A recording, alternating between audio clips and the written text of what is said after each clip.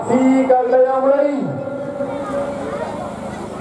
terutama kepada orang-orang agam yang dapat kenal ke sampai berhari dengan orang agam. Orang agam beringgut hai kenal ke hai bertanya orang ini.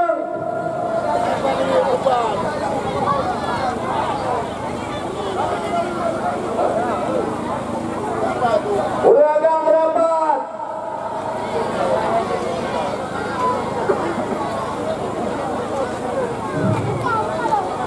Saya ingin menyampaikan sedikit logika tentang efek money point dengan modern bagi masa depan Beren secara khusus dan masa depan Aceh secara umum.